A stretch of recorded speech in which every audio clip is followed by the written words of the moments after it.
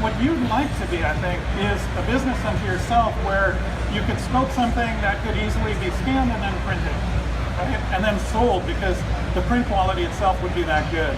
So what, as a business owner, what are your concerns around 3D printing that you see amongst the printers that are here at Maker? Well, I'm seeing less. First of all, the resin printer is off the chain. I saw that and went, yes, it may be $2,000, but there's no moire whatsoever. Right. So when I look at that, some cost, right? Well, it's $2,000, but my point is, $2,000, and if I can use it over years instead of the last 3D printer I hated it the minute I got it, right. You kind of go, let's amortize that, you know? So if we set up a spectrum, the resin printers would be on one end of the spectrum. I love them. I love them. $2,000, and the other thing is the manufacturing cost for the resin itself tends to put the product, the finished piece, if it's small, to somewhere between 50 cents and $2. Which means that if you're trying to produce a product that would sit on a retail shelf somewhere, that you're probably in line there. You're not going to get a lot of them produced very quickly, right?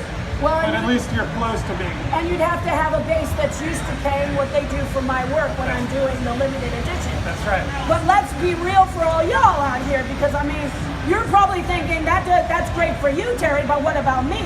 Well, there's an amazing 3D printer that's like $250 that's out here, and the moire is there, but you could practice, you could see if you like it. The moire is not terrible, but it's workable. Could I sell these things?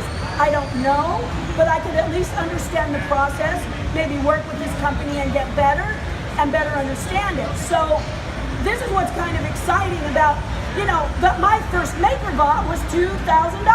Right. And now it's $200. Now that's a lot easier to, you know, pop up the money for it. Right. See, we have kind of them three stops along that spectrum, right? $280, kind of experiment, get into it. You have the resin printers, maybe $2,000 or $3,000, and then the high-end units we've seen here today include a machine that both does 3D printing as well as inkjet printing on the piece that's being printed. So essentially, the finished piece is colored as well. That is what, $500,000? Is that That's what you were probably saying? about $1 million to $500,000. Half a million to $1 million. But you don't need to buy it. Don't buy it. Right. Find a company that's got one and say, "Can you produce my piece for me for how much?" That's right. Then you don't need to own it. It doesn't get old. It doesn't go out of date. And man, I was only gone a year and came back, and I'm like, whoa. You know, there's so much.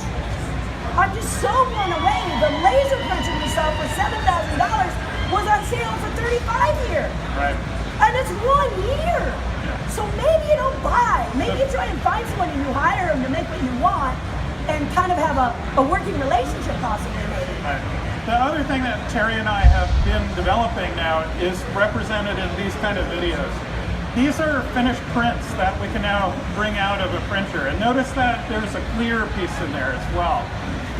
Clear kind of blows me away because you can go direct to the 3D printer and print these clear pieces, and that means that you can print clear in different components. These pieces themselves also have embedded illustrations that Terri hand drew as a 2D illustration. We're able to use a little bit of software that we've coded that allows us to wrap that 2D illustration into the 3D piece. And so as artists that are expecting to work with traditional materials like clay and Sculpey and wax, they're able to now move from that medium through a scanning system that we're creating into a cleanup and then straight out into manufacturing. And it's a pretty cool thing to be able to do in only 2 years. So what we're hoping is that we can come back next year and show you this as something that you can use. We'll probably open source the whole effort so that you can use it entirely yourselves. So, Terri, what did you take away from Maker Faire from this year? I love you guys. Okay, why do I love you guys? Because the key word in Imagineering is collaboration. And I don't think I've met a single person here that's a maker that has not collaborated with me, that has not opened their heart when I ask them a question and helped me do things. Right now, I want to make a creature that sits on my shoulder. I have no idea how to do it. I know how to sculpt it. I don't know how to animate it. I don't know how to make it work. but I know I want to do it. And there's been easily about a dozen makers who have come up and said, this is something you can use, this is something you can use, this is something you can use. It is the nature of this place. I'm so grateful. You know, I walk around and just the energy of being able to talk with younger and older and all the different people. I saw a little boy that was looking at a book, and the book was these little things that connect with magnets that this teacher has designed. Little bits, unbelievable. I had never heard of little bits, and he was going, oh, look at the book, you can do this, and he's 8. Right.